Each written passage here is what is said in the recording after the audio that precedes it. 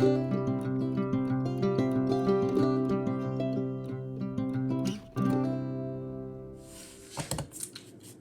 everybody! Welcome to another fun-filled edition of Virtual Tween Baking. I am Abby and today we are going to be making some homemade soft pretzels. These will be a great, nice, warm, tasty recipe for this cold time of year. It's January. Today we got a really big snowstorm, so I just shoveled my driveway for like an hour. I'm like, okay, now I need to do something a little bit more relaxing. I'm going to do some baking, and I am going to bake through this soft pretzel recipe for you guys, and then hopefully at the end enjoy some nice, warm, salty, soft pretzels. Yay! So in your kits today, you've got some cool stuff. The water I'm leaving for you guys to just have at home, of course. You should have a half a teaspoon of yeast, 3/4 of a teaspoon of sugar, 1/4 teaspoon of table salt, a cup of flour, a tablespoon of butter, which you're going to end up melting. I'm going to give you guys some kosher salt, which is this kind of like coarser, larger grains of salt that you can sprinkle on your pretzels to make them kind of more traditional and have that nice salty finish. If you have cooking spray at home, you are welcome to use that for when it calls for that. If not, you should be fine without it. And then for the baking soda bath, because we kind of have to like submerge these pretzels in hot water with baking soda, and that's how they get that nice like brown kind of outside coating. You'll have the water at home that you're going to heat up, and then I'm going to give you guys 2.5 tablespoons of baking soda to mix in with that water. And the chemical reaction that happens with that is what gives the pretzels, like I was saying, that nice brown kind of coating shell, sort of. It just makes the pretzels. So first things first, what we're going to do is preheat our ovens to 400 degrees. Easy enough. Then you're going to take a bowl and you are going to combine, make sure you can see that, I'm just jumping right into it. We're going to do 6 tablespoons of warm water, which I've got right here, into our bowl.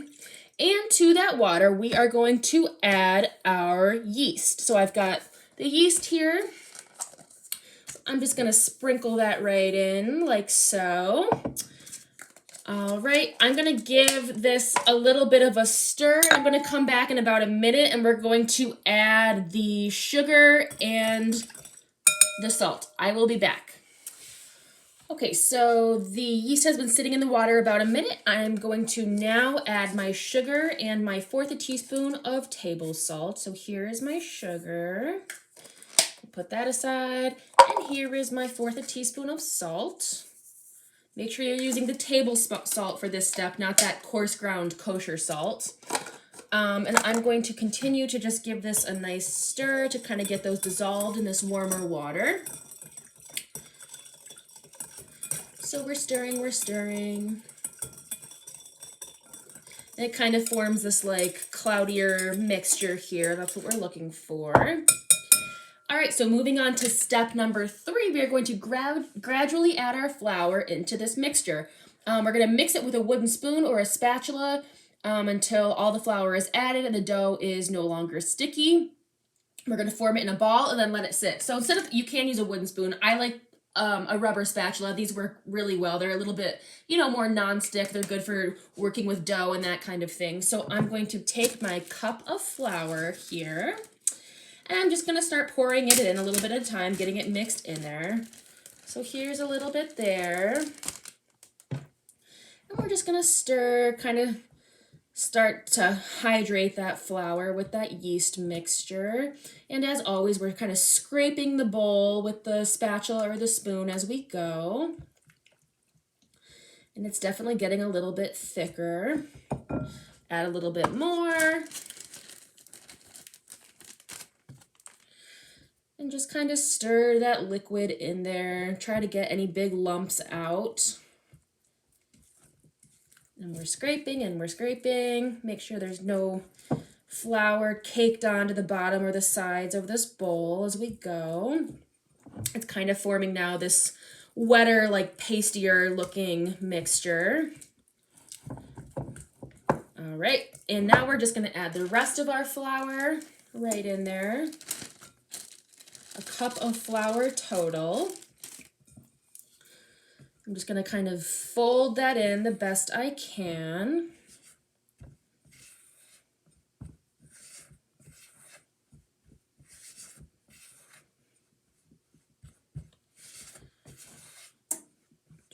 I'm kind of just using the back of my spatula to kind of like fold it and smush it and make sure everything's getting evenly mixed in there. It might take a minute here because it's definitely like there's some dried bits and some wet bits, and we just want to make them all into one nice ball. And I know you guys love using your hands. If you want to use your hands for this part, your clean hands, you definitely can. Sometimes it's easier to kind of mix everything together and you get a feel for, you know, if there's any lumps or anything like that. I'm just going to continue to use my spatula at this point and kind of make sure I'm getting all of those dried bits in there. You can see it's kind of starting to come together now. So I'm mixing and I'm mixing.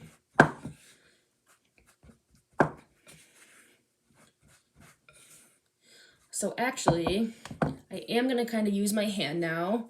And you can do this if you want. Just kind of press everything in there. And if you see the dried bits, just kind of press them in there, fold them into the dough.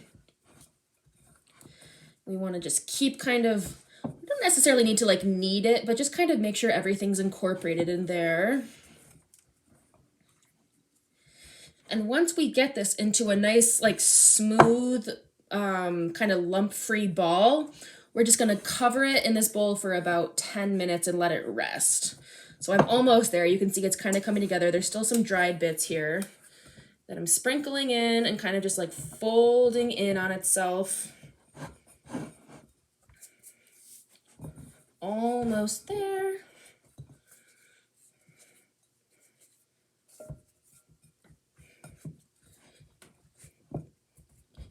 I just want to make sure all of those dried bits get in there, and I can feel now everything's pretty much incorporated. It's not super dry on the outside, so the water, the yeast mixture, and the flour now feel pretty evenly mixed. I don't necessarily want to overwork that, and again, we're not kneading it. It doesn't need to be like super duper smooth, but you just want to make sure everything that you put in there is in there. So this is what I'm left with, is this ball here. I'm just going to kind of stick it in there, press it down a little bit. I am going to cover it with a clean cloth, and we're just going to kind of let it rest for about 10 minutes, okay? I'm going to put that aside. And while that is resting, we're going to start working on our baking soda bath, which is 3 cups of water and 2.5 tablespoons of baking soda. So for that one, we are going to, while the dough is resting, combine 3 cups of water and baking soda in a saucepan. So I'm going to be using this metal saucepan here. All right. If you have anything that's a little bit more shallow or deeper, it should work as long as you have enough water in there to like submerge the pretzel basically. So we're going to combine 3 cups of water and the 2.5 tablespoons of baking soda, and we're going to kind of bring that to a light, gentle boil. So we're going to do that while that dough is resting. So I'm going to start that, mix that together, and I will check back in with you in about 10 minutes.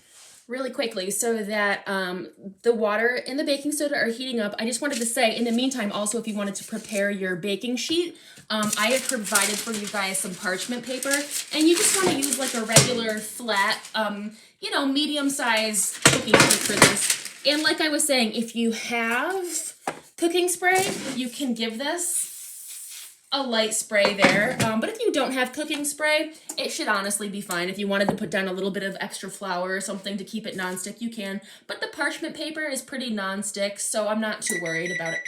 Oh, and my oven's preheated. Also, while that water is heating up and your dough is resting, you can prepare your baking sheet as well. Okay, so my baking soda bath of water is kind of at a light boil right now, so I'm going to keep that going.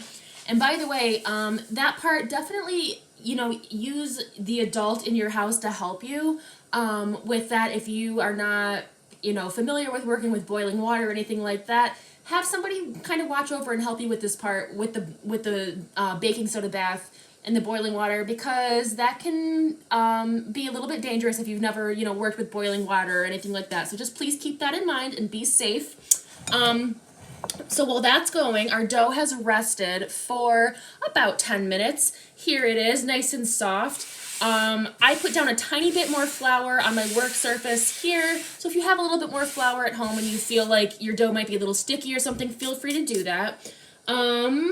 I am now going to use, you can either use like a knife, you can even use your hands to divide this into 4. I have a scraper that I'm just going to cut this into 4 equal-sized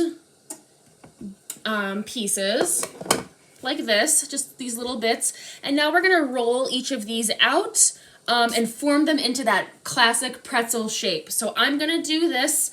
You want these to be about 18 to 20 inches long. And maybe I put too much flour down. All right, so we're rolling and we're rolling. I'm going to do this, and I'll show you guys what it looks like when it's done. So you guys, as I'm rolling this, I found my dough was a little bit dry, and I'm wondering if that's because I put down the extra flour. If you find that your dough is not easily rolling into these strips, I found a good way to kind of give it a slight bit more, kind of basically introduce more moisture into it. Put a little bit of water on your hands if you need to, and maybe like don't put as much flour down as I did, and it becomes a lot more stretchy and easy to work with. So if your dough seems too dry, just put a little bit more water on your hands and just roll it out. And you can see this one's rolling out pretty easy here. And I'm actually going to put a little bit more water on my hands, and it just makes the dough slightly more tacky. And it's actually now rolling out pretty smoothly, pretty easily. And again, we want these to be about 18 to 20 inches long. So I'm just going to kind of keep gently pressing as I roll, and that's kind of going to stretch it out. But yeah, if you need to add a little bit more water, put a little bit of water on your hands, and that makes for a nice smooth and stretchy dough, and it rolls out a lot easier. So we're learning as we're going. And this is kind of what you want when you're done. I'd say this one is about, if I stretch it a little bit more, we're at about 18 to 20 inches here. So we're going to keep going. I'll show you guys when I'm done with the 4 long pieces, and I'm going to show you how to fold them into the pretzel shape. All right, so my pretzels are long and rolled out into these strips here. I already made one pretzel, and I've got the other 3 here. I'm going to show you guys now how to make that kind of classic pretzel shape. So you're just going to, I put some pictures at the bottom of your recipe to kind of, do it step by step, but you're just going to take your dough, give it a kind of a little crisscross at the top like this, twist it again, so it looks like this, and then you're just going to kind of fold it over and give it a little press right down there, and then you're left with like this little cute little pretzel shape. Isn't that awesome? I've actually never done this before, but I was always intimidated, and I'm like, how do you even get that shape? It's really not that hard. I'll do it one more time. So take your long strip of dough here. Maybe if I do it this way, we're going to give it a crisscross at the top here, twist it again so it looks like this, and then kind of open up this little circle area if you need to, and just pull this part down and press it down. And if you kind of like need to reshape it a little bit, you absolutely can play with it a little bit, but you don't want to overwork it. And yeah, you're just left with like this kind of classic little pretzel shape. Who knew? So I'm going to do that to I have one more left. And I'm going to kind of let these sit here for a moment and just kind of rest while I'm doing this last one. And then I'm going to show you guys how to do the baking soda bath. All right, you guys, time to give our soft pretzels their baking soda bath. So my pot here, my little saucepan, is still boiling. It's not at like a super rapid boil, but it's kind of at like a lighter boil. I have a slotted spoon here I'm going to use to put the pretzels in and scoop them out. And let all that excess water and moisture drip off of them. And then I'm just going to put them on this prepared baking sheet that I did spray with cooking spray. I'm going to give this baking soda bath another quick stir here. And then I'm carefully going to take my first pretzel and just gently submerge it into this water and let it kind of sit there for about 20 or 30 seconds. You can count in your head or you can set a timer. I'm just gonna let it sit in there. I'm not really gonna mess with it. It is kind of submerged, it's floating, which is good. We don't want it to like stick to the bottom of the pan or anything. So I'm just gonna let that go for about 20 more seconds. And the water's kind of bubbling. You guys can see this steam coming off here. We'll let it go a few more seconds. Again, just being very careful. If you need an adult there to help you, absolutely have somebody kind of, you know, guide you through this. All right, and it is nice and submerged. So now what I'm gonna do is take my slotted spoon here, and I am just going to gently take this pretzel out without touching it with my hands, and I'm just kind of letting that excess water drip off. You can see it dripping through the spoon there. And when it looks like it's not dripping wet anymore, I'm just gonna gently set it on my baking sheet. Ta-da! One down. So I'm gonna do that 3 more times. When I have my other 3 pretzels done, I'm just gonna salt them, and I'll show you guys that step, and then we get to bake them. So I'm gonna finish doing the baking soda bath, and I'll meet you when all 4 pretzels have been submerged and put back onto the baking sheet. All right, so all 4 pretzels have had their baking soda bath. You can see some of them are still kind of steaming there. Woo!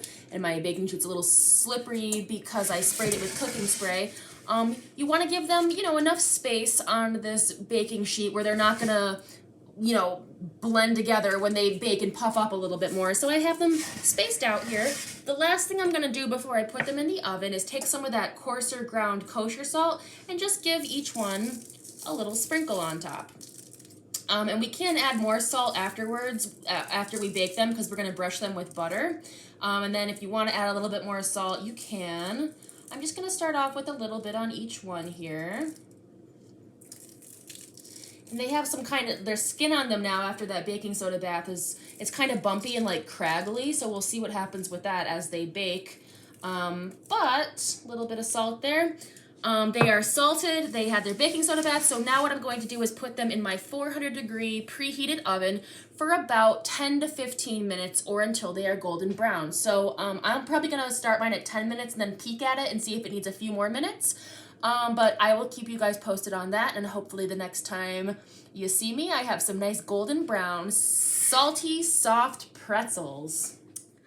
All right, the timer just went off. I left mine in for about 12 minutes total. Let's take a look at them. Oh, they are golden brown. Oh, these look great. Oh my gosh, yay. So, here we go. Let's see if I can show you a proper view. These are our delicious soft pretzels. So now, to make them even better, what we're gonna do is take that tablespoon of butter that I gave you guys in your kits, melt that in the microwave for about maybe like 30 seconds until it's melted. And then we are going to brush it on our soft pretzels. And in your kits, each one of you get one of these special brushers, which I use for all sorts of recipes, but they're gonna be great for like blotting that butter on there. And then if you want a little bit more salt, you can. Or if you think you added enough salt to begin with, that's fine. It's totally to your taste, what you like. So I'm gonna melt my butter, and then I will meet you guys when I'm brushing it on.